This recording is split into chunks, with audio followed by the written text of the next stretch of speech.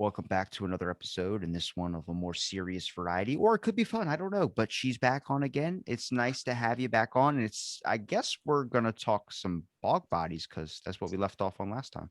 Yes. First and foremost, thank you for having me back. And I'm really excited to talk about bog bodies. Very passionate about them. So, why bog bodies specifically are you so interested in them? So, first and foremost, I like bogs as a landscape. I don't really know what came first, my appreciation of bogs or bog bodies. But I find bogs really interesting when you get into like the concept of liminal spaces. Are you familiar with liminal Yeah. spaces? Yeah, I feel kind of like bogs are sort of a liminal space. They have this like way of preserving things. They do have some connections to Germanic paganism for that reason. Like some of the very early Germanic pagan beliefs seem to have maybe associated bogs with like some kind of connection to the gods or something like that. Celtic beliefs might have kind of been the same thing.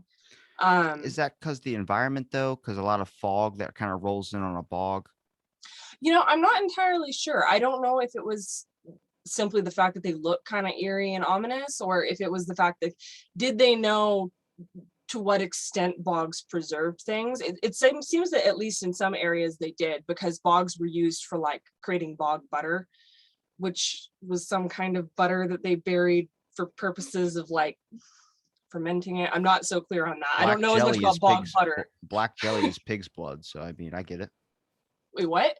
There's a thing called black jelly in the UK. I just learned the other day, and it's like they sell it over here too, but it's pig's blood, and it's just in Oh, Jello like form. black pudding? Like black That's pudding. what it is. Okay, Yeah, what did I yeah. say? In Scotland, there's black pudding, and I've actually tried that. It's okay, because it's like, yeah, it is congealed blood that they kind of like fry in a pan or something like that. Wasn't totally my thing texture wise. I'm super open to trying like any and every kind of food, but black pudding was like, I didn't hate it, but I also wouldn't choose to eat it if I had another option, probably. Like if I was starving, maybe, but if I had food and they were saying, "You want some of this with your food?" No, I'm good. Just keep that on Yeah. your plate. Yeah, when we were in Scotland, we stayed at this like bed and breakfast, and they served black pudding if you wanted it, but they also served smoked salmon for breakfast, and I was like, oh, smoked salmon for me any day.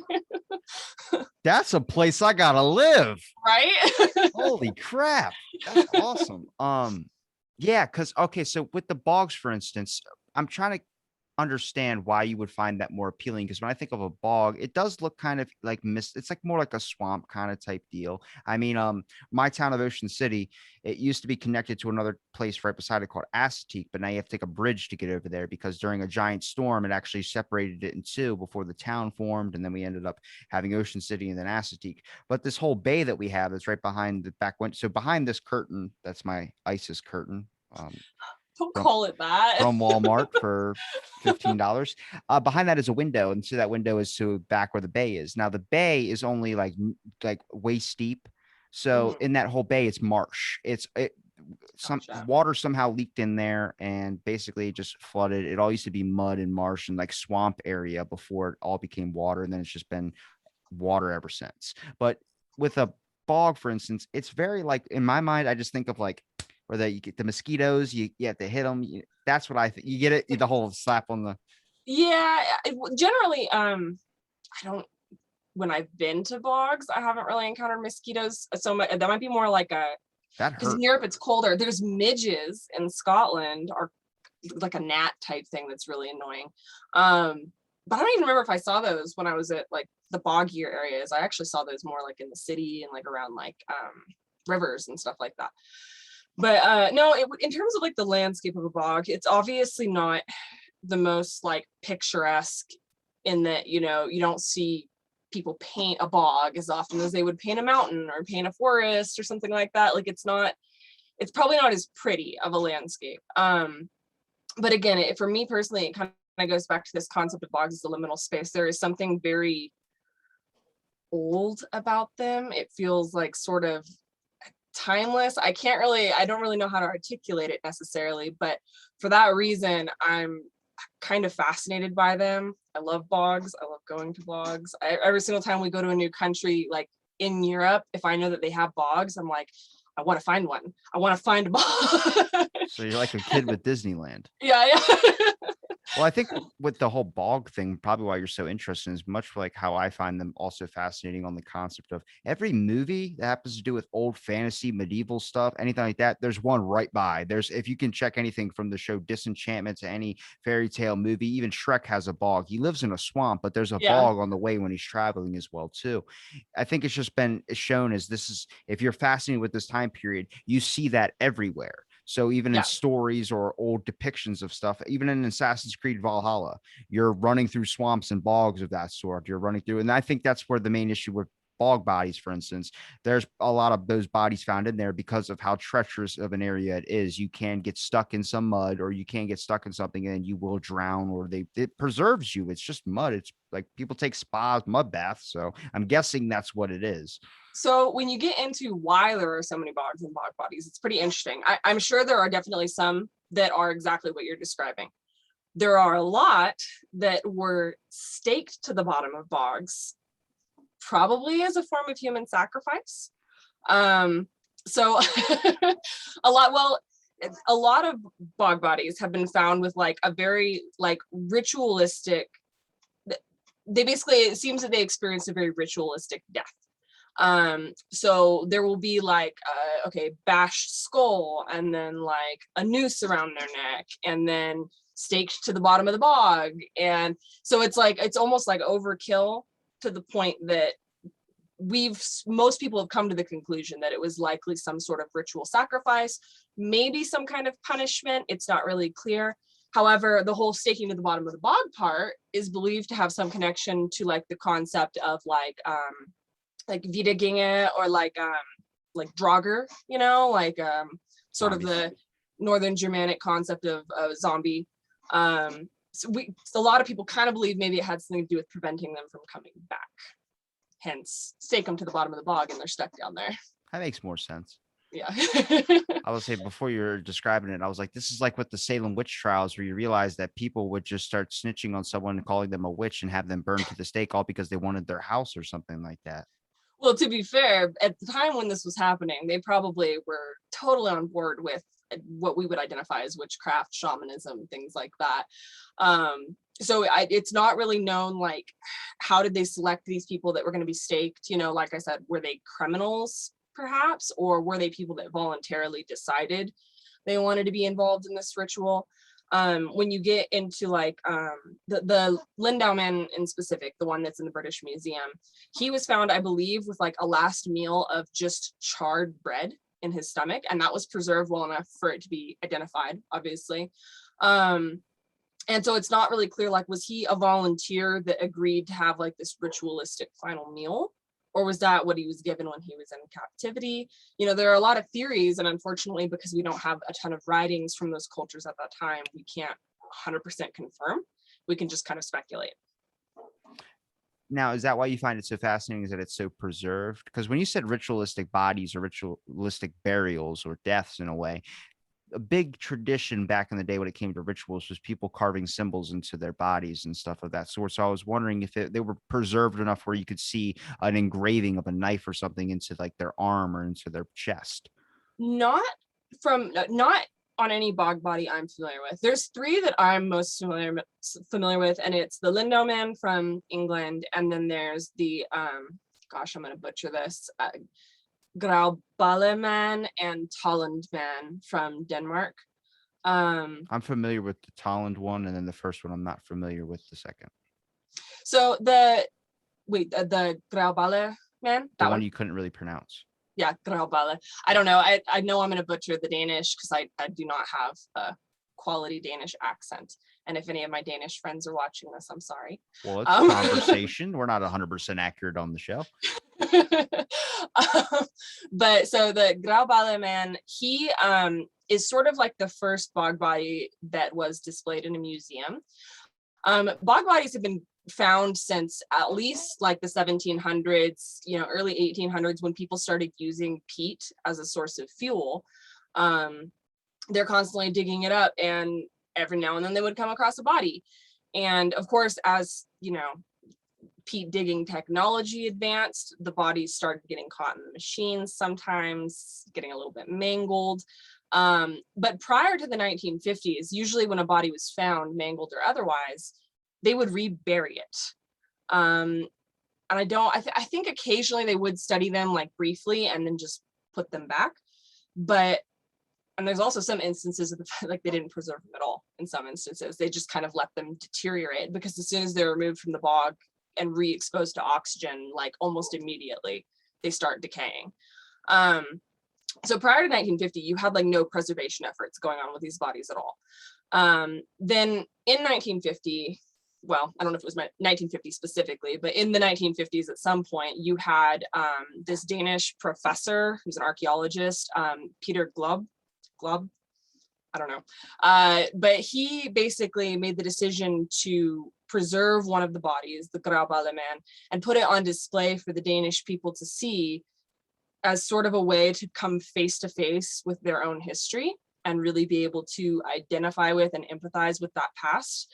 And ever since then, there have been much more conscious conservation efforts when a bog body is discovered. That kind of revolutionized the way that they are handled, at least in Europe. There are obviously bogs all around the world, and I do believe bog bodies have been found in other places, like here in America, but depending on people's beliefs, for example, if it's a Native American bog body, they believe that the display and preservation would be disrespectful. So in those instances, they're still reburied, I believe. So what's the exact definition of what a bog body is? Just a body that's found in a bog, but it's preserved?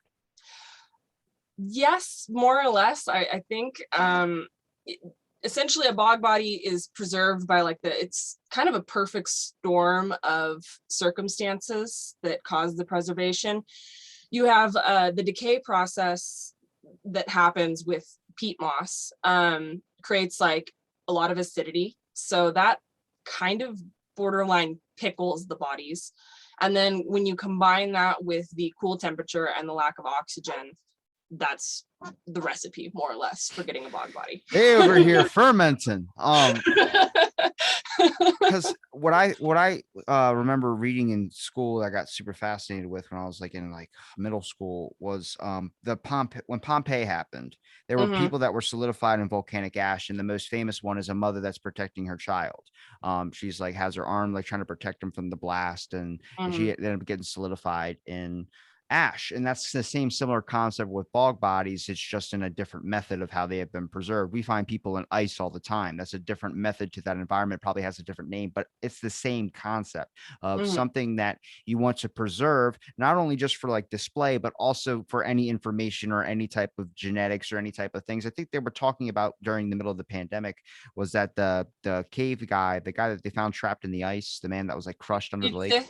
Yeah. Is that the one you're talking about? I think so. He had some type of disease or something that actually could help us with one of the diseases that we have an issue with now. It was something that he had in his blood that ended up being like manipulated to a cure. So that was fascinating. I mean, there's stuff that we don't know about these bodies, why they got put in there. You could think and create a whole backstory that this was a king that was killed and thrown into the bog, or it could just be a person that was in debt. We don't know, but that's what's so fascinating about it. Yeah, no, it most definitely is. And when you get into like, who were these people? What was their standing within society? The Lindau man in the British Museum, he is believed to have probably been of noble birth for a couple different reasons. I believe like his hands didn't show signs that he really worked with them a lot. Like his nails were very well groomed, things like that, that kind of make people come to the conclusion that he was probably upper class, which then again, we go back to, okay, so was he somebody from the upper class that was then willingly sacrificed, or what happened there? Because he was very young. I believe it's concluded that he was like maybe in like his late 20s or early 30s, something roughly around there. The one I remember reading was a guy, they started to find out recently that he had actually a bullet, or not a bullet, or an arrow tip that was lodged into his back, and they look like he might have been killed, like he might have been into a fight and someone tried to kill him, and then he got away, and then he ended up dying. And that's what they found, because there was like a mark where there was like a tip of like an arrow or something that was still frozen inside of his fossilized part of his body, or the whatever you want to call after that. Yeah, I don't know which one that would be. The Iceman. I know it's his Iceman. I'll look it up. Hold on. Oh, okay. Yeah. Ice hockey it. if it is Itze that you're talking about, the one that was found in like the Northern Alps, right? Or the Italian Alps, I think actually. Um, but I was actually just reading about him the other day because I guess he's like one of the earliest bodies that was ever found with earrings. I think Otzi. like he's like the yeah. Yeah, I'm saying because it's got the umlaut over the O, so I'm pronouncing it a little different. But yeah, Utsi. Yeah, recently I read something that they found an arrowhead, like a piece of an arrow. Like he actually got into Huh, a struggle that was in like the back part of where his shoulder is, like right there. And they said I didn't that know that. might That's not have interesting. caused his death. He definitely froze to death, but it was an aspect of they started to realize that he was actually might have been out there with somebody else, and then someone tried to kill him and leave him for dead, and then he ended up getting that far and then dying. That would make a lot of sense. Let me Yeah, I toss a don't know. scenario out for you. Hang on a second. With the bog, the Viking funerals where they toss the flaming arrow and it goes and hits the boat. How many of those bodies, when they hit, did it just hit? I don't think everybody had perfect aim. There's no way it had could not be a first shot. Let's say some dude took 3 or 4 shots at the thing. Finally, on the 5th shot, he gets it, hits the boat though. It just burns the boat, and then the body falls into the water, then sinks to the bottom. And next thing you know, it's crystallized, and that's one of the ones we have today. I don't know. To be completely honest, I don't know. Like when it comes to Viking burials, I don't know if they would have done those on a bog, and I actually don't know as much about like that method of burial. I'm obviously like I've seen it in Hollywood, so I'm familiar with it and everything, but I'm more familiar personally with like the intentional burials, you know, when you get into like okay, so this Anglo-Saxon, not Viking, but similar practices at the time. But you have like the oh my gosh, why am I blanking out right now? The Sutton Hoo helmet. Out of the Gosh, I don't blank know why. podcast, folks. The Sutton Hoo helmet and the Sutton Hoo burial site is in northern England, I believe. I could be wrong about what region of England it's in. But with burial sites like those, obviously we have a lot more that we can document about what did they bury people with, what were the practices, versus when you get into like the, you know, light a boat on fire Viking burial that you see in movies. We don't really have evidence left over from that because it would have burned and possibly sunk to the bottom of whatever fjord or lake they might have been doing that in. I'm not entirely sure. I know most of them got tossed out to sea, but I just like to create, I don't want to create fake history, but I also want to create the perspective of how many people at that time didn't have the money or didn't have enough people that loved maybe a father that fought in a battle and died, and no one really cared to give him a Viking funeral. So his family, with whatever they had, put him on a little raft, pushed him out, and they just did their own little thing, but they did it in like a bog or something more private rather than an open giant thing. There's plenty of people when someone dies or something. When my grandma passed away, she wanted to die in her home. They pulled her right out of her house. So that was a private event. That's like a thing that usually it doesn't happen. Usually the norm is in a hospital, or usually the norm is somewhere else. It doesn't just happen, someone dying in their house. That's Mm-hmm. kind of like back then, how many people, instead of doing a Viking funeral, didn't have enough people or something, wanted to do it privately and decided to take it to a bog and they shove them out there. I don't know. I'm just creating It's a ideas. it's definitely an interesting idea. And, you know, obviously, because I don't have anything to back up my opinion, I don't want to say anything definitive one way or the other. I don't know. It's certainly possible. I mean, obviously, it probably happened at some point. I don't know when you get into like, again, going back to Germanic paganism and how they viewed bogs. I'm not as familiar with by the Viking era whether they still had that same perspective on bogs. I don't really know if they tended to practice bog rituals at that time or not. Because that would be a really interesting thing to think about, you know, say hypothetically somebody did, you know, have a Viking style funeral at a bog. What would be their perspective on that if they did view it as this sort of liminal space, this in between the human realm and the realm of the gods? How would having a burial there affect that? And again, when you get into the bog bodies that were purposely staked, what did that mean for them? Was that supposed to be that they were like stuck in a sort of purgatory in between the two realms? Was it supposed to mean that, you know, was it just a technique used to prevent Draugr or Wiedergänge? What was the reason? We don't really know. I think when you get more into the whole idea of like the Vikings, if you want to talk about the Viking era, even back then in that time period, imagine like when someone's house burned down, got to find a new place to live. not sitting and crying for 45 minutes. You had to get and start moving. You just lost everything. You got to go. Yeah. Imagine a child that just loses their parents, but they're old enough to know that they need a proper burial, like the ones that they've seen, and they try and give it as much as they possibly can without with the information that they know. Instead of tossing them out to sea, they decide I'm going to give them right here, right to the bog that we lived right beside. Because from what I've understood throughout history, when it comes to like anything with Greek or anything that comes with Viking era or any types of area that would even involve a bog, that type of style that you could think of, they didn't Mhm. live near those things. And the people that did live near them were either kind of what they would call savages, not as much as like the Vikings way of savage. They were a little bit more etiquette in their savagery, I would say, when it comes to armor and things. I'm talking about people that are doing rituals in the swamp, lighting fires, burning statues or burning woodmen and sacrificing to things of that sort. More of those people that lived in small huts would live near a bog, not people that lived in castles or things that were made with stone. It was a little bit more savage in that aspect of where they were at the times. And I look from the perspective of a child who just lost maybe their family members, and they decided I still want to give them a burial, but I don't. All I know is that they put them on a raft and they push them out. So Mhm. he's not thinking about where he's doing it at. He's just deciding to boom, put it out right on. I mean, we have that happen now. Kids lose their parents and they don't know the whole funeral process, the cremation process, the having a showing, having a viewing. When they die, it's like I lived with them. Who else wants to be? I didn't know we had to have a showing. It's like, no, you got to have a viewing for maybe friends and other things from other people that you don't know. You run into your third cousin you didn't know you had.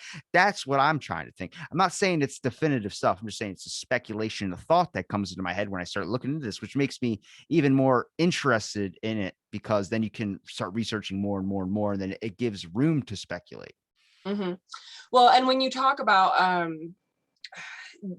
I'm trying to think of like how you worded it exactly about, Viking culture, and which isn't, when I say Viking culture, I feel like we're abusing the term a little bit because it'd be Norse culture. Viking was a little bit more of a career. Um, but so Norse culture at the time, It's a passion project.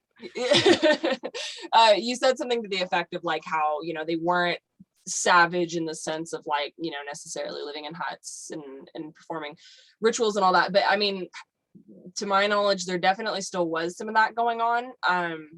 Norse culture in general, I think, is interesting because there is this like sort of dichotomy, I guess, for lack of a better word, where you have certain things they were doing that we look at and we think, oh my god, like that's completely like, how did they not realize that was wrong? We have some evidence of human sacrifices and things like that, but then on the flip side, of course, there were certain things about their culture that were kind of forward thinking for the time.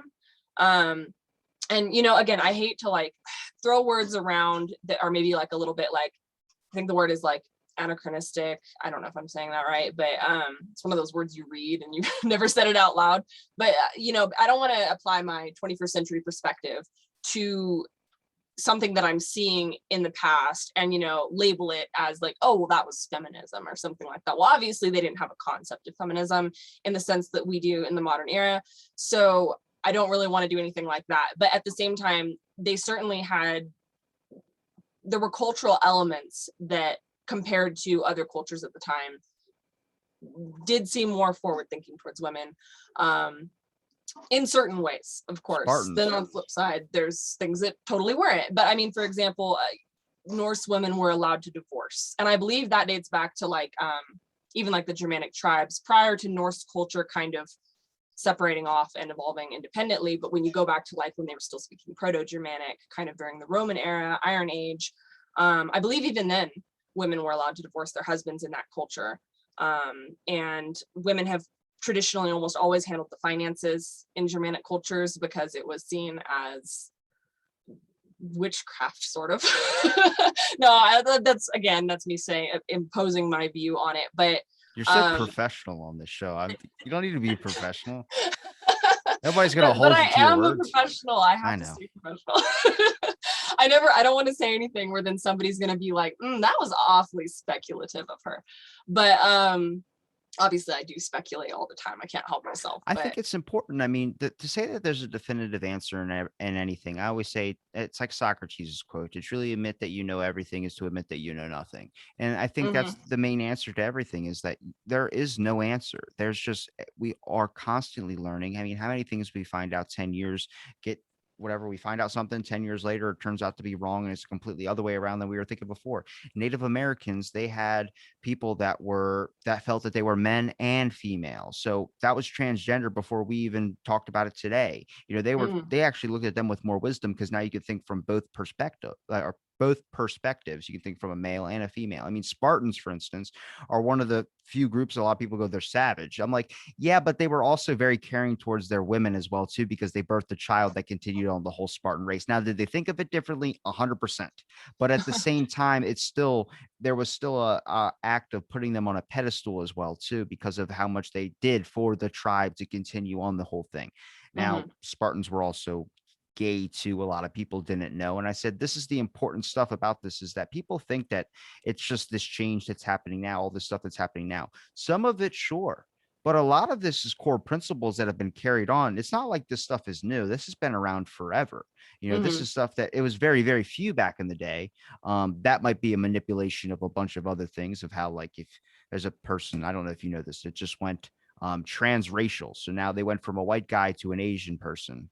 So that's So there's been a couple. I know there's been a couple instances of that. There's a Rachel Dolezal. Again, yeah. I don't know if I'm saying her name right, but she's the one that pretended to be black for like 5 years Now or she's something. supporting the guy that did that too. So I'm like, look, I don't care what you want to do. If you want to be gay, straight, I don't care. I really don't. But I don't want to incentivize people to go and be like, I need to do this because I'm lonely and I want to get people to love me, because they get a whole army of people that support them when it happens. And I'm like, but do you feel that way? Well, no, I just want someone to listen to me. It's like, oh shit. Well, like, hang on a second. Well, when you get into transracialism, I've heard a lot of people say that it's not a legitimate, like, it's not a legitimate thing that happens in the brain the same way that like transgenderism is. At least my understanding is, it's very frowned upon because there's just not really a reason your brain would be wired to identify as a different race. And obviously this is not at all my area of expertise, so I don't really fully know what I'm talking about. But from what I've heard, the whole concept of transracialism is fairly frowned upon and seen as something that discredits and takes away from the legitimacy of things like transgenderism. Yeah, it's just, I mean, if we find something through history that might represent something like that that happens now, at the point that we're at now, I just look at it like, is that just someone trying to get an easier pass or something, by switching a different race or something, feeling like if they do this, then they'll get more. Like, for instance, when Quentin Tarantino gets a lot of crap because they're like, you need more of this ethnicity in a certain type of film. He's like, I'm not even thinking about that. I'm thinking about the storyline. What are you talking about? But people want to pinpoint onto that. I've been called racist for having Really? too many white people on. I'm like, I talk to everyone. I'm talking to a page, but people see what they want. And that's kind of throughout history has been the thing. There's a perspective difference that it seems like even with now and the technology that we have, nobody's trying to understand the other perspective. That's why I brought the one in about the child who might have lost his family. That it might be a fake scenario, but it's a perspective that is still valued the same as one that could be as critical and as definitive as being able to study and say, oh no, he was shot and this is what happened. They fell in there. The mafia, for instance, there was a bunch of, I think, was it 20, 30 years ago? They were, scuba diver was going under a pier, finding like a bunch of like rings and phones and all these types, not phones, rings. God, what was it? Rings, watches, I think I want to say bracelets or something, but there was a bunch of bodies from when the Mhm. mafia would go down and shoot people at the end of the pier and they'd fall into the water. So that was something a lot of people didn't even realize. Like, yes, but that's a thing in its own. You're still learning. You understand it came from that, but how many was the mafia? Maybe there's a perspective of someone that just decided to make it look like a mafia hit and do that. But then people go, that's conspiracy talk. Or is it just another thought? I don't know. Yeah. Well, and when you backtracking ever so slightly, I don't remember what you said that made me think of it, but just the fact that I think empathy is an underrated quality in people, that probably more so in Western culture, simply because a lot of Western culture is so individualistic that we don't think about, we tend to think about ourselves first and maybe our immediate family and immediate loved ones, but we don't tend to think about our impact as a whole in the same way that a lot of non-Western cultures do. Um, and so when you get into, gosh, I don't remember what it was. It was because we were saying the transracialism The thing, and then perspectives. it just, yeah, I just being able to look at something from somebody else's side, I think is incredibly undervalued. And you know, this is kind of another tangent, but when you get into like, fiction writing, and I enjoy writing fiction and reading fiction and things like that. And in my mind, a lot of the time I find that if somebody can't enjoy fiction, it maybe has something to do with a lack of empathy. Obviously there's bad writing, you know, but if somebody has trouble constantly, they can't connect with characters, they can't get invested in characters, then it's like, okay, maybe you just have trouble understanding different perspectives. And in my experience, most writers and readers that I've known tend to be a little bit more empathetic because they are used to looking through somebody else's eyes, sort of. It's And like a like I mix said, I of just think it's kind of an empathy. undervalued It's a mix trait. of empathy and critical thinking too. I mean, we're not really critical thinking as people anymore. A lot of people just want to act because I think it's that time grind. You don't know when your time's up. You don't know when this thing is going to be, and there's an unrealistic expectation that you need to be successful now because the people that you see on social media are way more successful than you are, and it's like a really distorted perceptional view of how you should be as a person. I mean, that's probably the Mhm. biggest thing. I talked to my buddy, actually sent me a message a minute ago telling me like, you're actually doing a lot, you're doing this, but you're also connecting people and all this. I'm like, I get that. But at the same time, from what I see on social media, from what a kid's going to see on social media through the eyes of that lens, it doesn't seem like you're even making a scratch in a giant pond. There's a lot of people doing these great moves and things of this sort. Back in the day, people talk about back in the day, it might seem easier. It might have been a little bit in some ways, but they had their flaws too. Not everyone wanted to be king. Not everyone wanted to do this, but some people were just trying to make enough to survive. That's why you had a Yeah. lot of farmers. They want to keep their distance from all this type of stuff because there's a lot. It's like Jersey Shore. There's drama everywhere you go. Like if you weren't killed or tied to a horse and the horse starts running, you know, the next day could be that possibility. You don't know what's going to happen. And that's with like the imminent danger aspect of things. You have less people that are going to try and start fights over something stupid. And today, Mhm. nowadays, we're defying someone else's perspective. We're judging another person based on whatever, rather than looking at the critical to this. Is this just a person that needs help, or is this just a person that wants to voice their opinion? And shouldn't we honor it as so? Yeah, it's interesting when you say that about just how different was it before things like social media, how much better was it, because at the end of the day, when you really delve into history, you start realizing that people haven't changed as much as we think they have.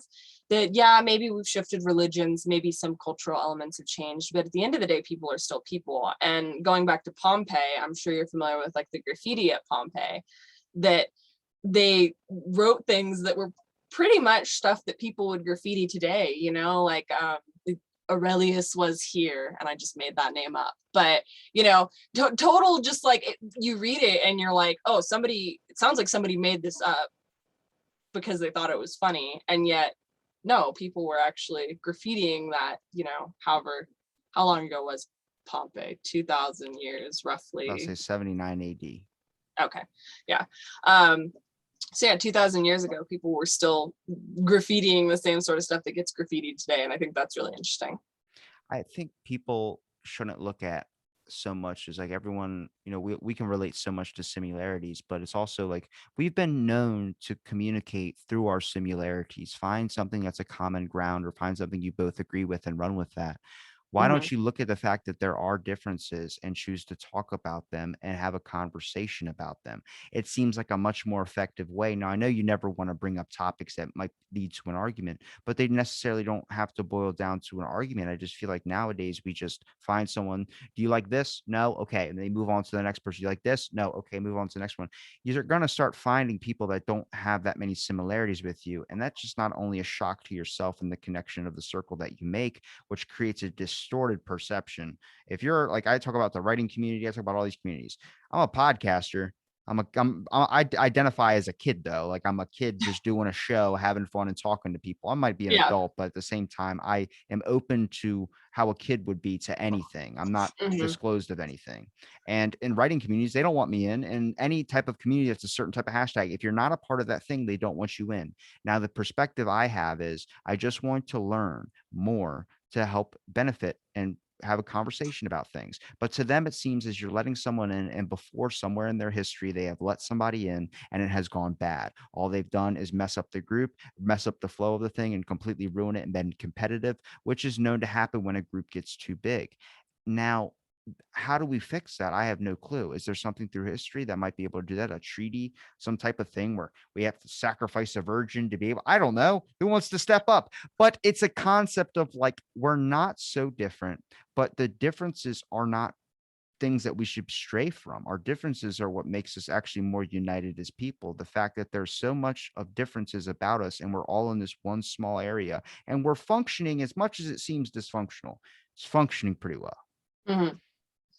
Yeah, I totally agree with you. And I think like when you talk about the writing community and like closed-mindedness among different groups, first and foremost, I'm on Twitter. That's where I have my biggest following, but I think Twitter is so toxic. It took me a really long time to join Twitter. I was kind of opposed to it because I just think things get out of control so fast. You know, a hashtag comes up for a certain discussion and it just deteriorates almost immediately. Um, so I'm not a huge fan of Twitter. And when you talk about the writing community, when I first joined about 2 years ago, like, you know, I found that hashtag and I would hashtag everything about the writing community. And I was trying to use like things that I saw other writers using, like, you know, oh, hashtag writers lift, let's all like follow each other and things like that. But after a couple months of doing that, it became increasingly obvious to me that it was not the most effective way to network and it was not the most effective way to make connections. I was getting people to follow me that I never interacted with. I didn't remember who they were. They didn't remember who I was. And so we're all using this hashtag like we're a community, and yet it's not benefiting any of us in any way other than, ooh, yeah, you get, you know, however many thousand followers and it looks good. But if those aren't real and engaged followers, then what's the point? I mean, you want to have an organic following of people who want to engage with the content that you're putting out. And so after a couple months of doing that, I kind of backed off from, you know, hashtagging everything about Writers Lift writing community and switched over to direct interactions with people, you know, trying to find critique partners and people that I could beta read for. And, you know, and I've made a lot of friends on Twitter because of that, actually. We met through Ever since I made the decision to stop hashtagging everything. I still hashtag, but not nearly as often. You truly realize how alone you are when you stand in a group of people and you don't know a single person's name. Mm-hmm. Write that down. That's a good quote. I'm claiming that one. Robbie Robertson, philosopher, professional jackass.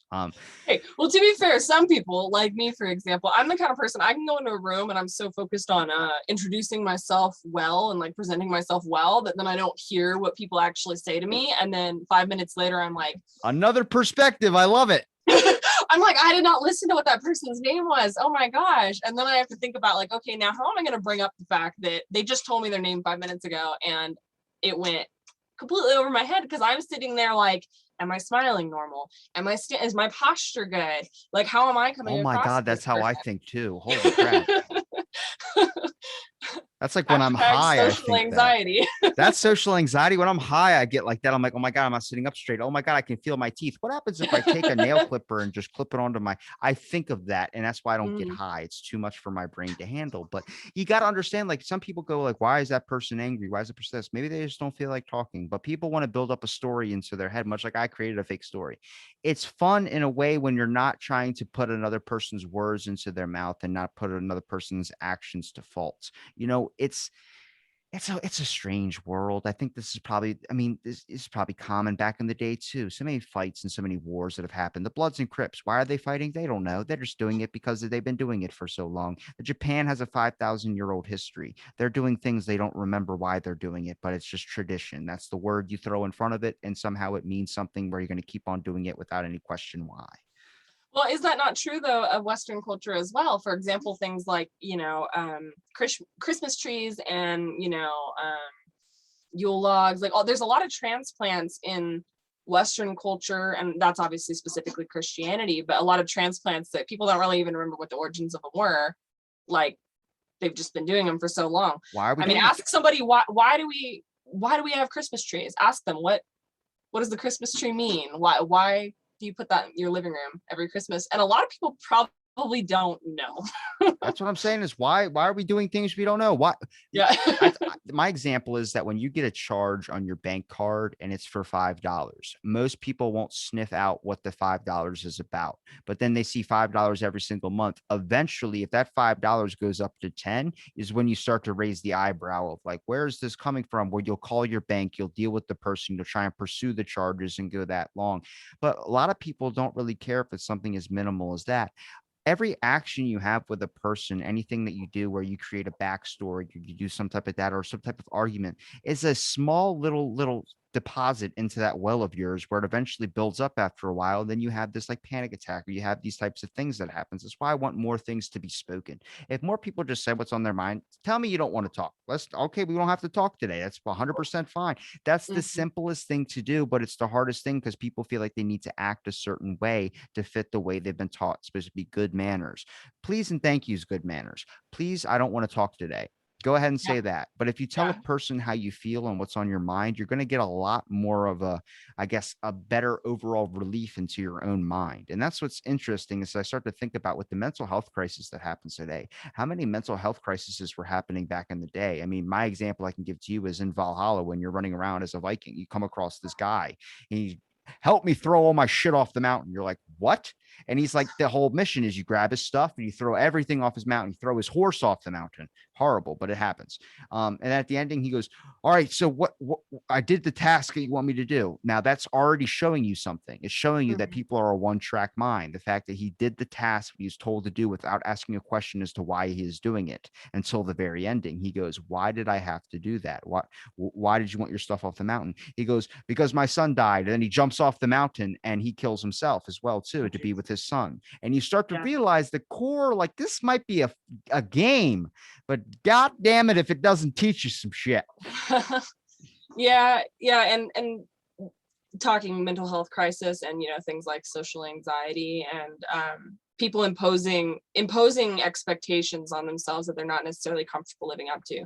I was actually just thinking about this morning as I was getting ready to appear on the podcast, because I was thinking about the fact that every time I'm on a podcast I have like a million things to talk about, a million things to say. I feel like there's always another thought popping up, but in real life I'm not always like that, and it's probably just because you don't necessarily jump into like your in-depth interests and the in-depth like philosophical discussions when you're just in the day, like on the day-to-day. I meet someone and it's like, oh, where do you work? Oh, what are your hobbies? And you don't necessarily have that opportunity to delve into the things that you're truly passionate about, because if I just ran around talking about bog bodies to every single person on the planet, they'd probably think I'm crazy. Like, why is this chick bringing up dead bodies every 5 seconds? First, But you can't necessarily always delve into the things that would get you talking and the things you want to talk about in real life because of societal expectations and manners and wanting to be polite and give the other person a chance to say their piece about whatever they're interested in.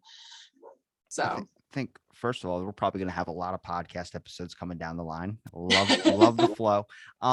But it's a concept like I like to be very, very humorous in my everyday life because life is already kind of unbearable. But then I mhm. can get serious in subjects that matter a lot to me and also serious when it's needed. And I think it's important because, everyone can, like, I can call myself a philosopher. Anybody on Twitter puts it in their profile, calls himself a philosopher, but it's a concept of you really learn a lot from observing and you're all coming around your journeys, but everybody's journey, in my opinion, is all raveled in between each other. They all find a way that connects. I've talked to 800 and something people, and through these random pages that I come across, a lot of them are very connected to each other. I went to school with that guy. You had him on last year. It's like, oh, I didn't know you knew him. I know him. And you start to realize like the community aspect of building.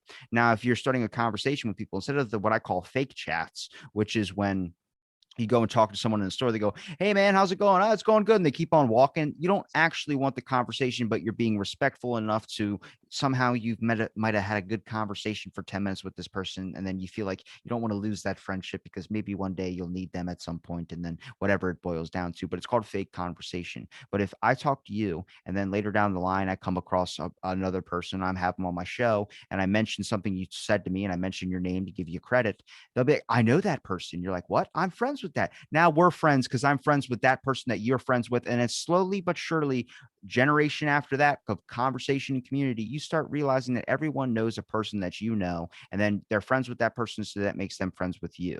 You know, you'll might come across people that you have conflicting personalities with, but Mhm. maybe you're not necessarily meant to be friends with them. You're meant to be friends with the other person that they're friends with. And then when you're friends with them, you realize there's a common connection. So you automatically still like that person. It's this big spider web that we're all in. And I feel like it's only a combination of events that happens throughout when you have so many people living in one spots. I've joked before with friends about, the whole 6 degrees of separation or whatever, that became like a very real concept in my day-to-day life when Facebook outed the people you may know section. And I would get like a recommendation and I'd be like, "Oh, who's that?" And it would say like I had 3 mutual friends. And then I look and like one mutual friend is somebody that I went to college with in the city over here. And then another one is my cousin in Nebraska. And I'm just like, how does this person know all these people from totally separate, aspects of my life? And yeah, ever since they introduced the people you may know section, I notice it all the time. I think you said something before about like they just didn't think to log it back then when we're talking about history. Yeah. We talked about, I think on the first episode, who was the one person that decided that we should probably be writing this down? You know, Yep. old cave paintings, they like to consider that art, or they consider that memories or moments.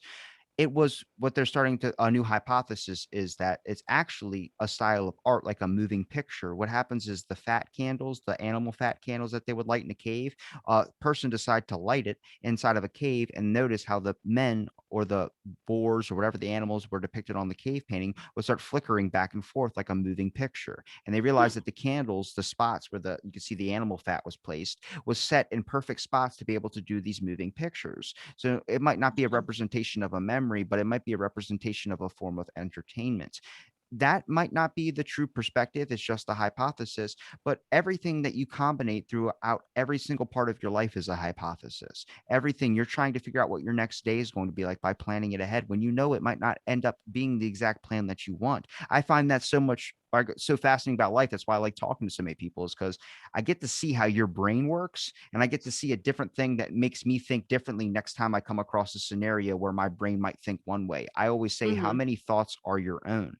I know when I sit here and I talk to you about bog bodies or something like that, it's a more of a professional, more of a strict, definitive me, but Yeah. it's not necessarily my thoughts. My thought is, what happens if if I bent my thumb too far back, would it break? I don't know. That's my thought though. But that you start to realize your true self is also hidden with a lot of other parts of yourself that have thought that you needed to shape who you are to be by the people around you who think that they might see you in this type of form. And you realize Mhm. the only way to truly accept who you are is by accepting that whatever you want to be, you can have it. But you need to make sure that the biggest roadblock isn't the people around you. It's the people, your biggest roadblock is always going to be yourself. But people like to think it's the people around them, and it's not true.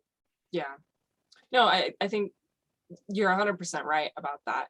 Um, and again, I always end up like one thing you say sticks in my head, and then I have a thought, and then I'm bringing it up after we've already moved on to talking about something else. But Go back to it. I uh, don't care.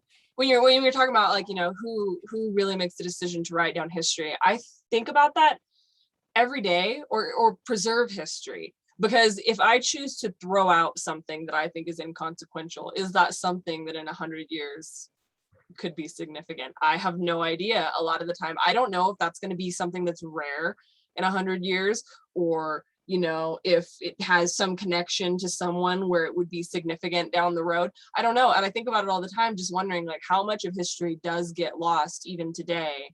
We don't think of what we're going through right now as history, but it will be eventually. And so I guess maybe it's like the museum studies background in me that I go to throw something out and I'm like, could this be important in 100 years? Could be Usually the answer is no. There's, enough of that item or whatever that, it doesn't matter if I throw this one away. But at the same time, it's something that I'm constantly aware of, just because it's kind of like preservation is drilled into my brain through the classes that I take and things like that. It's kind of, if somebody would have cared enough to leave one of my mascot alive, we probably would have it today. The dodo bird. It's just completely gone because everyone decided to eat them off to extinction. Mm-hmm. So, and they're really, dodo birds are huge, by the way. I saw like a taxidermy one in oh no, I don't think it was in the British Museum. It might have been the Natural History Museum in London. That they had like a taxidermy dodo, and I was like, that is bigger than I thought it was, because I love birds, but I'm not as familiar with dodos specifically. It's like the size of a Newfoundland. Yeah. I don't know if it was quite that big, but no, it was a lot bigger. Like, I kind of pictured they were like little, like chicken size, but no, it was much larger than that. So I chose to use that bird as my mascot because I'm pro underdog, but it's just an aspect of like, now they're starting to hypothesize that it wasn't the fact that it was dumb and it just went up to these settlers without knowing. It's that they were naive. They lived on a small island and didn't have any predators or anything that would attack them. They ate fruits or whatever the hell that was around on the island, bugs, and they just were naive to the concept that they didn't know what any danger was. And I look at that like that's something, it's a reference to people. You call them a dodo because they're an idiot. And it's like, it might be a mistake. Maybe we just labeled something without knowing the true answer behind it. That's why I think it's important that there's information that's being logged, but there's also hypotheses that are being drawn. Because if you definitively know everything, if you say you know what this is 100%, do you though? Do you have a time machine to experience what that person was going through? Because there's always a perspective that gets drawn in. Now, that's not saying towards you when you say, like, I know this stuff. That's saying, like, just in general, there is so much out there. That's why I love hearing when you talk about this from what you've studied. But I also want to hear the way you might think of it. Like, if you were coming across it the first time, the first thought that went into your head. Yeah, I'm always constantly giving caveats because I don't know anything for sure. And I try my best to retain information really well. Like, it's like at least generally accepted, even if we can't prove it as fact. But at the same time, like, I always like, I've got so many different thoughts going on in my head half the time that it's like, I'll have like a half complete thought about this, and then I somehow end up thinking about this. And so I don't always articulate everything that I'm thinking, but, talking like the dodo thing, also like the phrase bird brain, people use bird brain and yet as an insult, and yet we've kind of found out that most birds are not stupid. Crows and ravens are some of the smartest animals around. There's a woman in Baltimore that had a raven that would start her car in the mornings. She would whistle to the raven with the window down. She would leave her car parked with the window down, would fly into the car and have the key in the ignition and start the car, and would fly beside the car as she drove around town. I wish I could have a pet raven. That's nuts. It would be pretty awesome. But instead, I have an Amazon parrot, and he's fairly smart.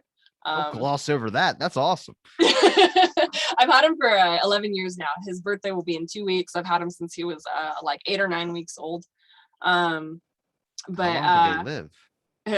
They have like they hold one of the records, I think, or at least they did. I haven't checked this in a while, but I believe like the record for an Amazon, he's a blue-fronted Amazon, and I think the record was 117 years, but that's uncommon. That doesn't typically. That bird's gonna outlive you. I know. They always say, like, as a parrot owner, you have to like think ahead about, like, you're gonna have to put that bird in your will probably, and figure out if I have kids, like, will one of my kids want my parrot? If not, what, you have to kind of think ahead with that, because yes, parrots can definitely outlive you. I got him when I was 19. So if you get the one parrot that's like, we got to talk to our great grandkids to make sure that they can take care of this parrot. He lives to be 200 years old. There's a movie. It's an Australian movie, I think. Gosh, what is it even called? But it's about like a parrot that's like, he's been around for like 200 years, that he like belonged to a pirate or something, and like then like this like kid in like the 90s, because it's from the 90s. Gosh, I can't think of what it's called, but that one it's a blue and gold macaw, and like he can like speak perfect English and stuff. It's a kids movie, but that's like the premise, is like, oh well, this parrot's been alive for like 200 years, 250 years or something like that. The way my brain thinks of is that pirate with his bird, and he knows he's about to die. He just sits there with a gun. He's like, I'm not letting you outlive me. If I go, you No. go. Oh my gosh, no. Well, the whole premise of that movie is like, I think like the parrot knows where the pirate buried his treasure or something. So he takes the kid like on an adventure, and why can't I? It's gonna drive me nuts that I can't remember what that movie's called right now. I know that the parrot's called Mac, I think, but I can't remember anything He's a else. macaw. And he's a macaw, yeah, named Mac.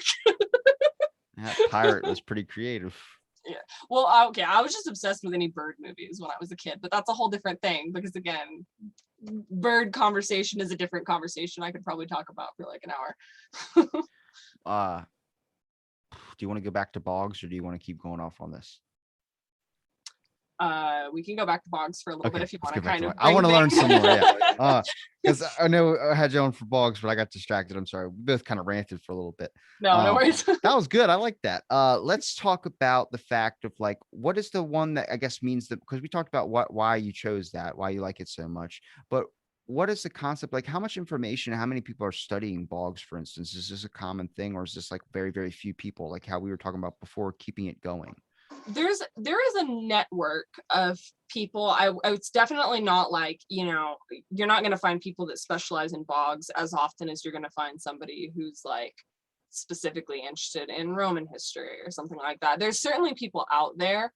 There's a website, the Bog Body Network, that I emailed them a couple months ago because I'm trying to join and I haven't heard back. So I assume they're not very active, but it kind of like catalogs people who are actively researching and studying bogs. Wait, I like think like one of those predator watch lists where they have like, these are the number in your area. this is the number of bog enthusiasts in your neighborhood. Holy shit, there's a lot. But it's like on the actual list, there's like not even that many people. So I don't actually know like how many people worldwide study it, but that's like an international list. Wait, so you have like a few people in Denmark, England. Is there, so when you say there's not a lot of people on there now, is it longer than the Clinton's body count list? I don't know. It's like 97 people on the Clinton's body count. No, it's probably shorter than that. Okay. All right. Clinton's got to beat. Okay. So there's a directory for, so there's actually a lot of people. So you said a few in Denver. Are most of them in like the England area? I said that, sorry, Denmark, not Denver. Denmark, okay. Most of them are in Europe. There are probably a handful in America, but unfortunately in America, there's just not the same opportunity to study it as much, I don't think. I mean, obviously, on paper, we can study it all day long, but to get a little bit more hands-on with your research, there's not the same opportunity here. So for the most part, like from what I've seen, there's a lot of people in England, a lot of people in Denmark, some in Germany. But generally just kind of in like Germanic Europe on the whole. And then I think also in Scotland and Ireland to an extent. But in terms of like, as a field of study, I think progress is slow. That's probably why there's not as many people in the field, because it's not like we're out here finding bog bodies every day. They're kind of a rare occurrence. And again, like a lot have probably been lost. There probably would have been a lot more if, people had started preservation efforts earlier and things like that and hadn't always made the decision to rebury them. But even today, there is debate about the way they're currently preserved and the way it's currently handled. There are still some people who believe they should be reburied and that we should not be preserving them and keeping them in museums. Because desecrating the remains. Yeah, and people see it as disrespectful. And that's when you get into kind of like, theory of museums and how things should be displayed, how things should be curated. In the case of bog bodies, I'm in favor of, going back to the one Danish bog body, the Grauballemann, that was the first one to be displayed and preserved like that. I find the way he is displayed to be very respectful. He's sort of given his own room. It's very dimly lit. There are benches alongside the case that he's in, and it's just separate from everything, a quiet space so that no one's going to accidentally walk up and see a dead body if they don't want to. They kind of have to go into that room deliberately. You want to see a dead body? But it's off to the side, and then you have like these benches that are sort of like a space for contemplation if people want to sit down and just kind of like spend a moment in there. And so I find that to be a respectful way of displaying that particular body. Some people would probably still disagree and say that there's no such thing as respectful displaying of a body. But that's when we get back to my personal beef with the British Museum, which is that I don't like the way they display their bog body. The Lindau man, I don't think it's not respectful the same way like a lot of Danish displays are. I think there are some Irish displays as well that handle it similarly, where it's kind of just like in its own room and created as this contemplative space. Whereas Lindau man is just like tucked into this random corner with like not a whole lot of thought put into it. Do you think that if a museum is going to hold it, all right, here we go. I found a middle ground with it. So a lot of people have problems with the museum because they feel like a lot of the pieces that they have should be returned back to where they're originally from. Now, can we have a middle ground on the concept of if there's going to be a museum that decides that it's going to hold the parts to maybe a certain thing that might mean something to another place where it should naturally be or where it should be restored to, do you think they should go and hire someone from that area, from that heritage, from that traditional background to be able to work at the museum, to be able to care for that illicit exhibit, like to make sure that that specific exhibit is cared by someone from that area, from that region, who actually understands this and it means more to them? Because sadly, when you're displaying something that isn't anything to you, it's kind of like it's kind of like having a kid, for instance. All right, better example. We're both in America. If someone were to talk trash on America, we would defend it because this is our home. We would say, okay, hey, but America does this. But we can sit here and bash it as much as we want without any recourse because we do live here. It's our home. It's like having a brother. We can beat up our brother, but no one else can beat up our brother. So maybe the museum should hire someone from that area or from whatever they have that is from the area that wants it back, and find a middle ground where they can still keep it there if they're not going to return it, which I don't think is going to happen. So I'm trying to completely just skip over that one and work on what the common ground is. And the common ground would be to have someone from that area work at the museum who's going to be dedicated to caring for it because it's part of their home and it's a representation of themselves in a way. I think that's a really interesting idea. And I personally, like, I think I would be on board with it. If they're absolutely refusing to return something, then at least do bring somebody on that has a personal investment in this. In one of my recent classes, it was specifically a like theory of museums class. And we kind of got into the discussion of, like diasporas. So for example, I consider myself German American. I identify as German American. And I'm strongly connected to the German part of my heritage. At the same time, it's not the same thing as being German from Germany, but this is on a much more minor scale. I have a lot of historic German artifacts. Like I've got a bunch of German books from like the 1700s and stuff like that. And some of my classmates were trying to make the argument that even if you're part of the diaspora, you should not be allowed to own those things, that they have to be in their home country. And I think that's a really slippery slope. I don't really feel like I agree with that. It's still, so my, grandparents were German. So both my grandmothers were German. And both my grandfathers were of Scottish ancestry, but that's a different story entirely. It's like a library book, though. One dude holds it and then the next person that wants to go check it out can't read it. So it's like if they're going to use it, they're benefiting from the knowledge. But if they're just going to sit on a shelf, then there's no point in it even being there. I don't understand the concept. I'm more on your side and of that. When people talk about like, okay, like should German Americans or Egyptian Americans or, anybody who's part of a culture but is disconnected from the homeland of that culture, should they be allowed to own historical items pertaining to that culture? I think it's a slippery slope because, you might have something that you inherited from your grandparents that they brought with them from that country that wasn't really a historical artifact at the time. But of course, now you've inherited it however many generations later, and now it is a historical artifact. I have one of those historical artifacts. I have the cross that Jesus was nailed on.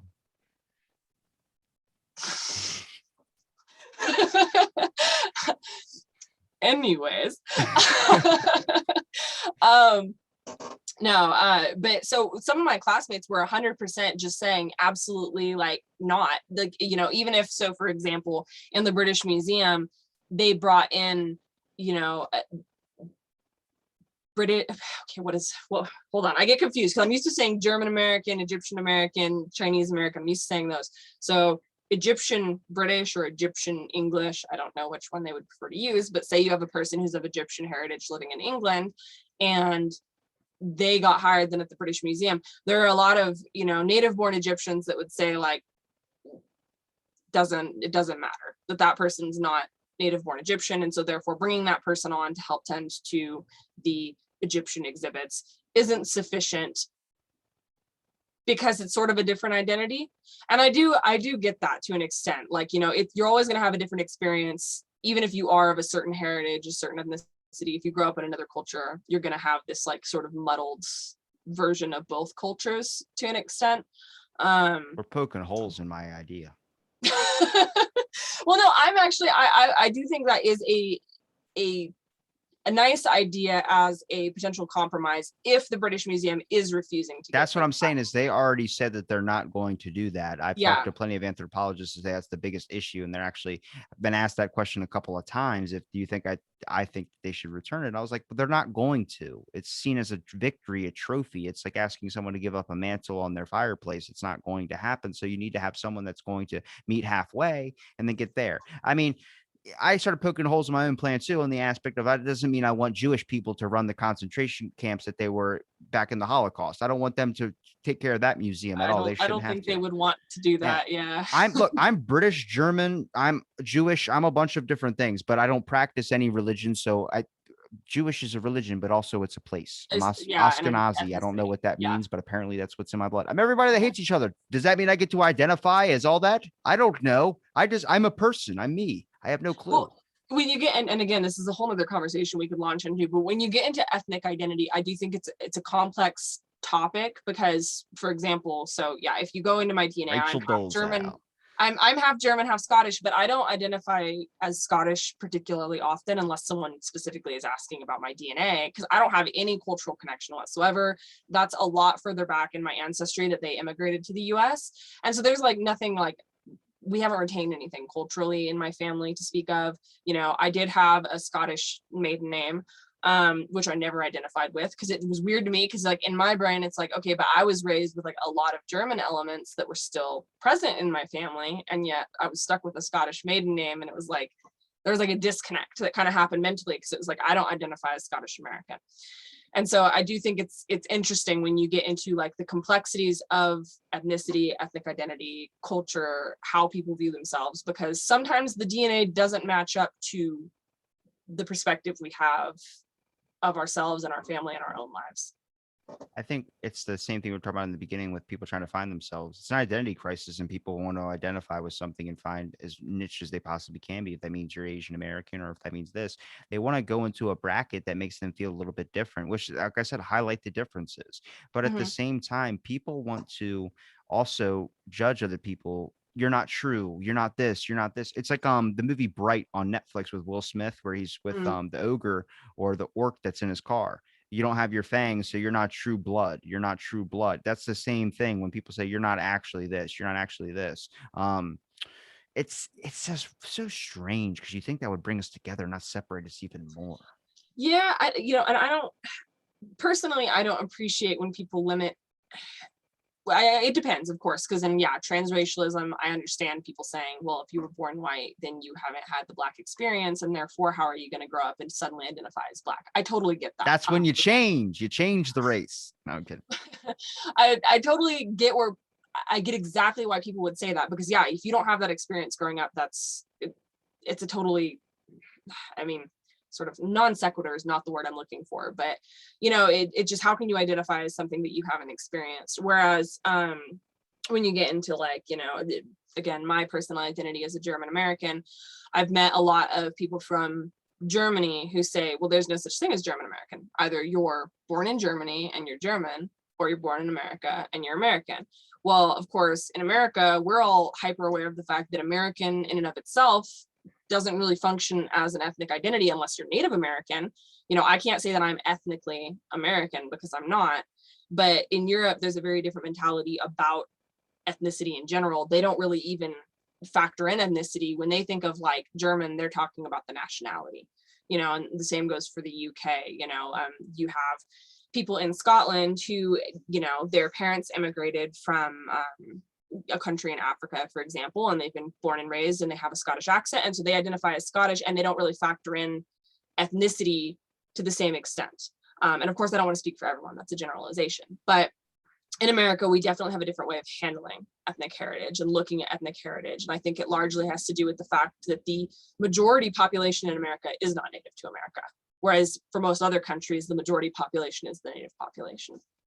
I had someone said, people always say like we're technically, I guess it would be foreigners because we took this land. But then I've heard anthropologists say, well, no, technically now you're native. The people that came here were foreigners, but you were born here, you're native. Doesn't, if there were people that were here before you. It depends on I guess how you define the word native. Because like I know that there was like in the 1800s a little bit of a controversy. Well, I don't know that it was controversial at the time, but in retrospect, it seems controversial that you had like a lot of the people who were of English ancestry who had been in America for several generations called themselves natives. And then you had like Irish Americans and Italian Americans and things like that then were seen as non-native. But of course, at the end of the day, the people who were English weren't really native to this land either. They had just been here a few generations longer. If but you're in a relationship with someone for 2 years and they're in your house, they still get their shit. It's squatters' rights. So when the fuck do I get to be a native to the land that I live in if I've been here for 20 something years? That's when the conversation starts to get sketchy. You start to see the perspectives. Everyone's got one. And I'm like, oh my God, like when do we find the thing where I can just say, give me a handshake, let me buy my coffee and leave? This is why probably people don't talk to each other, is all this fighting that goes. I don't know. I think it's just, you know, if you differentiate between native born versus like ethnically native, as in like, you know, your physical characteristics and culture evolved within this land kind of thing. If you make that differentiation, then I think fair enough. I mean, I would never call myself native to America, but at the same time, the phrase native born Californian does come out of my mouth occasionally when I'm trying to tell people that like I grew up in California. I'll be, oh, well, I'm a native born Californian kind of local. Thing. Yeah. So I think that, you know, it's all about the nuance of the words and how you're using them. What context are you using them in? And are you trying to use them as leverage? Are you just using them as a descriptor? You know, I guess that's kind of where it can become controversial versus totally acceptable. How many Irish people do we know that just put a giant, whatever, St. Patrick's leaf or the 4-leaf clover on their profile picture and say, I'm Irish? It's like, but how much of your roots are Irish? And oftentimes there's, you know, the whole concept of a plastic patty that people like, that's a thing that they say all the time about Irish Americans, because it's like, it really is sort of like a little bit of like a act that gets put on for St. Patty's Day. But, you know, I mean, in my mind, again, that's when identity is complicated, because if you don't have connection to those roots, even if, you know, you did have an Irish great grandfather or something like that, if you have zero cultural connection beyond just throwing up some 4-leaf clovers on St. Patrick's Day, yeah, it's maybe, I can get why it would maybe offend people who are actually from Ireland, because it's a reduction of the culture down to something at like the bare minimum level. They're claiming the same culture, but they have reduced it to one day out of the year and, you know, decorations that they bought at the 99-cent store kind of thing. Don't pinch me if I'm not wearing green, because you get an elbow right to the face. But this happens in Japan too, you know that, right? The Japanese, Vietnamese, Chinese, they all look at each other at different levels. Like if you're Vietnamese, you're the lowest on the totem pole, and then when you're Japanese, like if they shake someone that's Vietnamese, they'll be and they'll like wipe their hands, and they won't, like they'll like look stern in their thing. It's like, what's going on? It's like, because they consider them lower, they consider them like mutts, rather than when the Japanese think purebreds, or they think of this type of sort. We think of that over here just in a different way, but it's the same exact thing that happens over there. It's not, it's very weird how that still translates over to other countries and things of that sort. You would think, oh, is that an American thing? Oh, is that a UK thing? That's kind of everywhere. There's people in UK that hate other people because they're from the UK, for instance, with the war and all the horrible history that went from there. The people that they went with, like Scotland, has issues with them. There are some Irish people that just, or Ireland, my bad, that just hate people from the UK. They won't talk to them. They won't do any of those things. And I'm sitting there talking to everyone. They're like, yeah, you had this guy on your show. Let me tell you, and then he starts going off. I'm like, hang on a second. What are you talking? I don't know the feud that goes back. And did you fight him personally? No, but way back in the day, they did this. I'm like, then what the fuck are we talking about? I don't know. Yeah, there's definitely a ton of resentment still harbored I want to branch among. everybody together and I want There's them all to hold there's a hands. lot of resentment specifically directed at the English, of course. But yeah, talking like, Scotland's still having issues. I know it's still fairly divided, but there is a push happening, I think, for another referendum for Scotland to potentially leave the UK, because ever since Brexit, they want to rejoin the EU. And they just kind of want to, like, I guess, like, wipe their hands clean of England and be done with it. Scotland and England is a very complex history. When you compare it to like Ireland and England, Ireland was very obviously kind of oppressed, I suppose you could say, by the English. Scotland was at times a willing participant and at other times not so much. And of course, the people, it's not the people that were willing participants, more so the government. But yeah, as far as I know, there's a push for another referendum to happen. A lot more Scottish actors are coming out in support of Scottish independence. So I think it'll be really interesting to see within the next however many years if Scotland does become an independent country and how that's going to impact sort of international politics, the relationship between Scotland and England. Because from what I've seen, it tends to be English people are very vocal that Scotland should not leave the UK, whereas Scottish people are kind of like divided. Some of them are very passionate that they should, and some are like a little more neutral to it. But I got two things to say. One, I thought Scotland was its own country. Two, nobody's looking at New Zealand. New Zealand's like, you guys are all fucking chumps. Like, they don't give a shit. I never hear so anybody from over there. Scotland is, I think, the UK is kind of complicated because Scotland is its own country. It's just part of the UK as like a system of governance, I think. I don't exactly know the full details of their structure of government, but it's still technically its own country, the same way Northern Ireland is its own country, even though it's also part of the UK, and Wales is its own country, but it's also part of the UK. It's kind of like a unified group of countries, not in the same way that the EU is, but and as for New Zealand, I love New Zealand. I want to go to New Zealand really bad. That was my first trip I ever tried to plan internationally, and I've never actually gone. I have talked to everybody from, or not everybody, like every person, but any job you can think of. If you tossed out a random one, I could tell you I've talked to someone who studied that or focused on that. But the one country I've never talked to anybody from is China. Oh, really? Talked to some of my buddies out in Japan right now. Got to talk to people in New Zealand, talk to people from all over but China, because now YouTube is banned over there and basically everything's banned. So I have no communication over there. I for about a year, I was a ESL teacher online for kids in China. So that was an interesting experience, basically like we're talking right now, but teaching them English as a second language. Which sometimes I miss doing, but the company would rip me off. Like the students were great. I had some awesome students, like the different ages, there were some that they're like 3 and they're just learning like very basic words. And then there were some that were like, that I don't know what China's equivalent of high school is. I know that there's different names for school systems all over the place, but essentially in high school, teenagers that were older and like practically fluent, and we got to get into like these conversations where I was teaching them about like specific slang and about like different English dialects. Like one of the students, I got to kind of teach him about like the Scots dialect of English, like Robert Burns and his poetry and stuff like that. That was one of my favorite lessons I ever got to teach because I love Robert Burns, and I didn't even choose to teach it. It was assigned to me. They were like, you're going to teach him about Robert Burns and the Scots dialect. And I was like, I am hyped for this. That's so interesting, the willingness that there is for people to learn about another person's culture. You think we capitalize upon that more and make it more open rather than trying to close it off?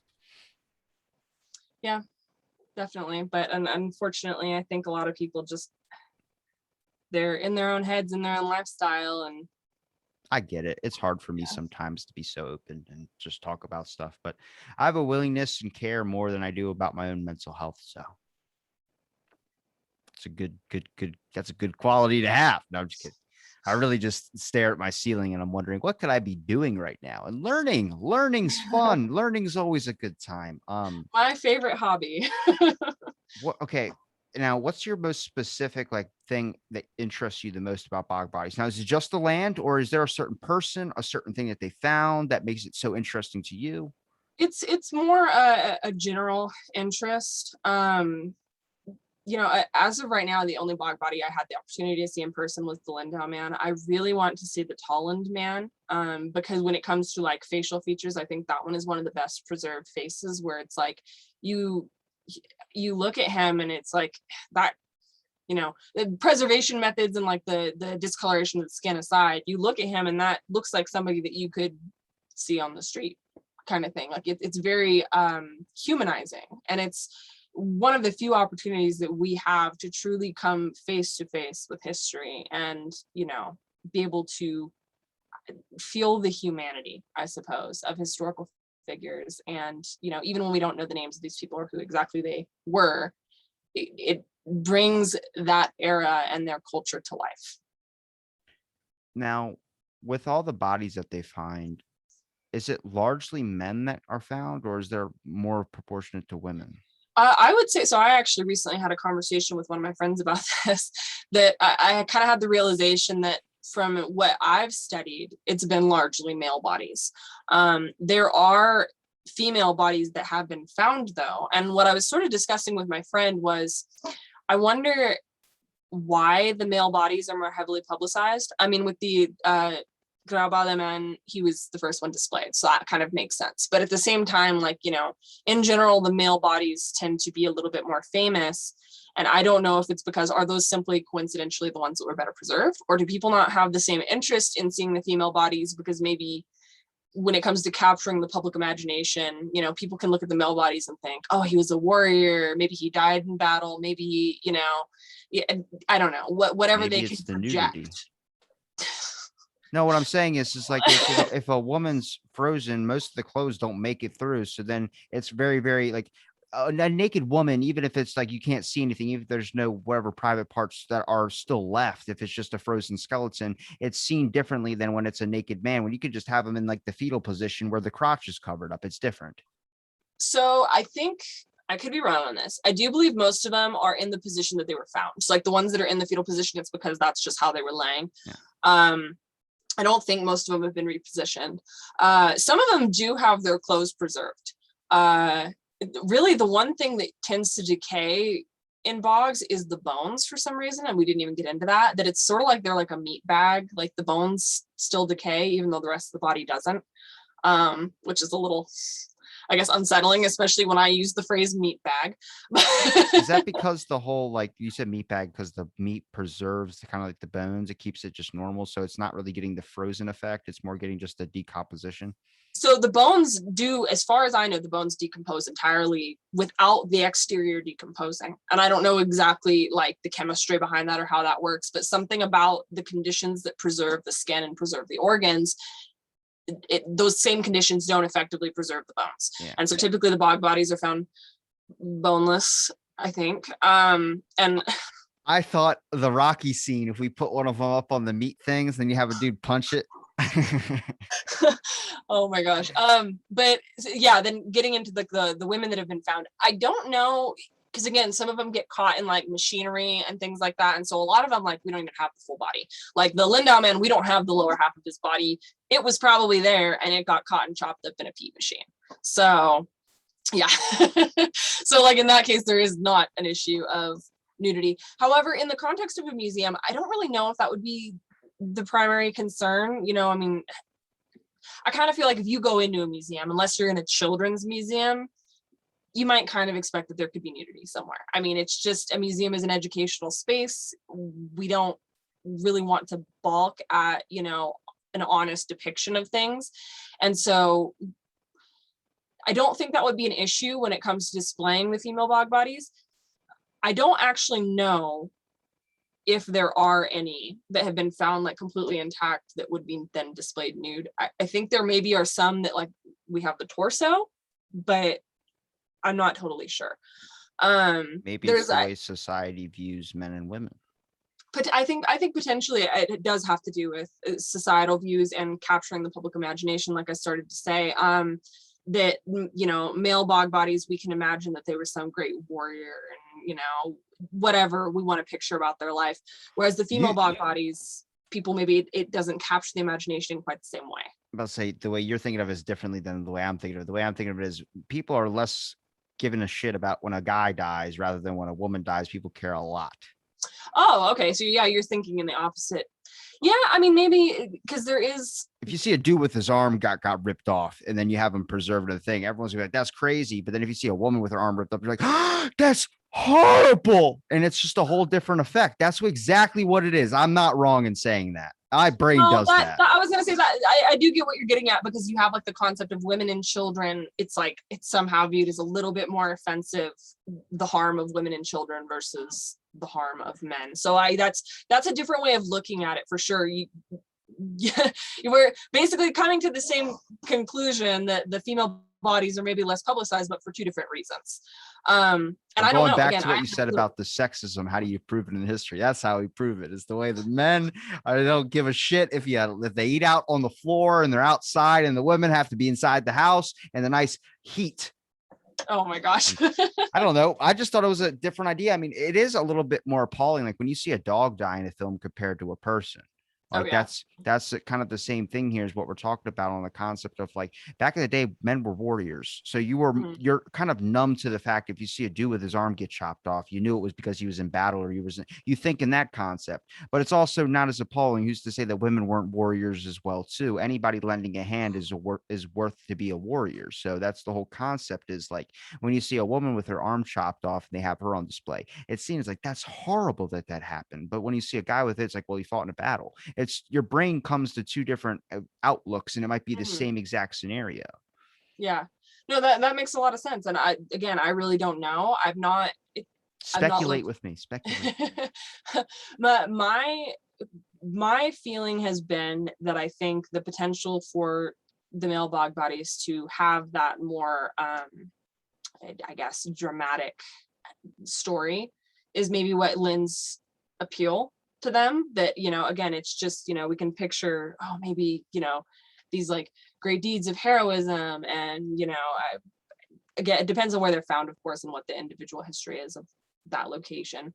But generally, I think that there is something about male bog bodies that does, for whatever reason, either capture the public imagination or potentially people are more comfortable with it, as you're suggesting. Because like even me, like I didn't do it consciously, but I've not really researched, like there's like the Elling woman is one of the female bog bodies, and she's number 9 on the top of most famous. Yeah. That's what I did before this podcast. I was like, let's some good bog bodies, and that was number 9. So that, yeah, she's a very well known one as female bog bodies go, but she's still not as well known as, like, you know, Lindau Man, Tulland Man, Grabale Man, any of them. And definitely not as heavily publicized. I actually had a lot of trouble. I was doing a paper specifically on the display and preservation methods of bog bodies. And I had a lot of trouble finding information about like where some of them were displayed, like the Elling woman and stuff like that. Like, I mean, you can find like a name, but to actually like find like the proper website that has information about the display and, you know, how they preserve the body, things like that. It's a lot of them. It's really hard to find like a well-rounded source. I actually had to get my one friend from Denmark to help me with one of them. I was like, I cannot find an English source. Like, can you help me? And so she went and found a Danish source for me and like told me what it said so that I could use it in my paper. And I was like, you're the MVP. Is that because they're sitting in a shed somewhere? No. Oh God, no. I just picture like a museum curator, like, well, we're gonna put this down in the basement. It's like, but that's the Iceman or that's whoever, and it goes, yeah, but we got a giant sculpture of a Rubik's cube that the people are gonna like a lot more. And you're like, what? No, some have permanent displays. I know that some have moved around. The Lindau Man, for example, has moved around. He was briefly displayed up in northern England. He might have been displayed at a museum in Newcastle, I think. And then Look there at was me another for the one. answer. But yeah, I'm just trying to think. I'm pretty sure one was in Newcastle, and then no, maybe it was Leeds. I don't know. Anyway, he was like displayed in a couple northern museums briefly before being returned to the British Museum, and that was maybe in the 90s, I think, or something like that. So some of them, like, certainly they don't stay in permanent exhibits, but others do have pretty permanent exhibits. And I'm sure there are some that are not on display. I know that with the Lindau Man in the British Museum, there are a few like very small body parts that were found that they don't really know if it, they might know now. I don't know if they've done DNA testing on it, but they didn't know at the time if it was part of the same body or part of like a separate body that maybe was buried in the same place. And so like some of those are not on display. Like if you go on the British, you can actually go on the British Museum's website and like explore their whole collection, and you can like see what's on display, like what preservation methods have been used. Like that's one thing I'll give to the British Museum when it came to like my research about how bog bodies are displayed and preserved. They were like so upfront with the way that they display all the information online. Like they have like dates listed for like when they last opened the case for cleaning and things like that. So that was extremely informative. Whereas like for like some of the Danish museums, I just couldn't find anything.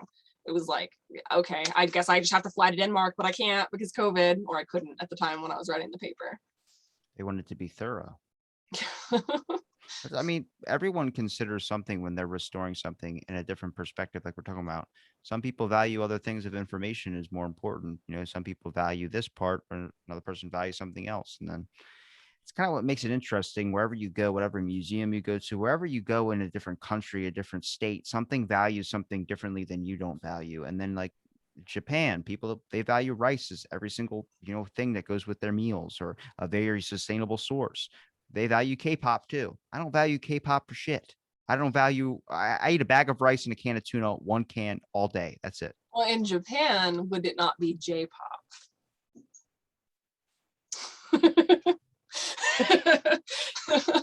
I mean, I'm sure they probably do listen to K-pop there too, but butter's famous everywhere, apparently. I don't know. It's just interesting. I definitely like the concept of like studying bog bodies too. I mean, it has to be fascinating. If you're basically holding something that is basically time traveled, it's not necessarily alive, but it's something like when you dig a time capsule, oh yeah, it's still preserved, and entirely it's almost all preserved, and a lot of concept besides some mild degradation and stuff like that. The bones always come out like a weird like wood mahogany color. yeah. Okay, so there's some of the ones you're probably talking about, the ones in Germany that were found, like where it's the skeleton with no skin. And again, I do not know what the chemistry is there, because in other places it's the skin with no skeleton. But I know in Germany there are some that have been like found where it's like just the skeleton and then it has hair, basically. There's the oh god, why am I not going to know the name of this? It's one that was found like a Swabian knot, which is like a traditional Germanic hairstyle. But he's like basically a skeleton with like a bun, more or less, is kind of what a Swabian knot is. And like nothing else is preserved. Did you see the mummified elephant? That was a baby bunch. It was a baby elephant that was mummified. That was like, for a baby, it's large as shit. I don't think I've seen that. No. Like the size of a coffee table, but its height was like maybe like if I was standing up, it'd be up to my chest. Oh And geez. it's just tan, looks like leather, and it's just mummified kind of in a way, but it's an elephant. And it's like they're looking at this like, we can actually pull some DNA out of this thing and actually use it. They're thinking like, I don't know if it was an elephant, or if it was like close to like the changing point when they started, or mammoths, I don't know, but it was something that we needed, and we're getting it out of the elephant. And I'm like, this is wonderful. Snapchat, thank you for showing me this story. Subscribe. Yeah, well, when you get into DNA testing and stuff like that, I think there's probably still a lot that could be done when it comes to bog bodies and other variations of mummies, natural or otherwise. I'm sure. I don't know like the way DNA deteriorates. I'm not a would that be a microbiologist. But I imagine there are still remnants of DNA with a lot of these bodies, and there's probably still a lot that we can find out. And as technology continues to advance, I'm sure we will continue to find out more about these bodies that have already been in museums for 50 years, 70 years, you know. So I look forward to that. I kind of blanked out, but what I was envisioning in my head was if we had a time machine and I can go back in time to when the English settlers were killing all my freaking dodo birds, and I take 2 of them and then I start a farm of them. Oh my gosh. It's a With just two? With it's just a two? it's a they're 2 to breed. You're gonna get the bottleneck effect. They're not the population's not Oh God. It's a you need god- to get more than 2. You gotta get more than 2. It's a damn Pokemon. That's what it is. It's a Pokemon. I'll have a bunch of them. I really liked it. Like, I wish we could bring that back. When that becomes an ideal thing where people can own that, I will own that. Do we have chickens? Why can't I have a I don't know. I don't- Dodo eggs for breakfast every day. Have I a would- dodo coop I in the don't think- backyard. I don't think I could do that. I think I'd have to like keep the eggs. I just want constant hundreds and thousands of dodos. Imagine walking down the street with 1,000 of those things following you. Oh my gosh. That's what I call America. It'd be kind of scary because they are kind of large birds. I would rule the world.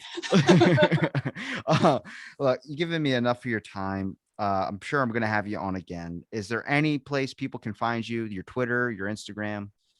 Yep. So both my Twitter, my Instagram, and my website, it's all Kristyn J. Miller, Kristyn J. Miller. I'll make sure I link it all in the description. Now, is there anything you want to end on? Perfect. No, I'll look forward to talking about more stuff in the future because clearly we have a million different tangents we can go on. That's what happens when 2 people with ADHD get into a conversation.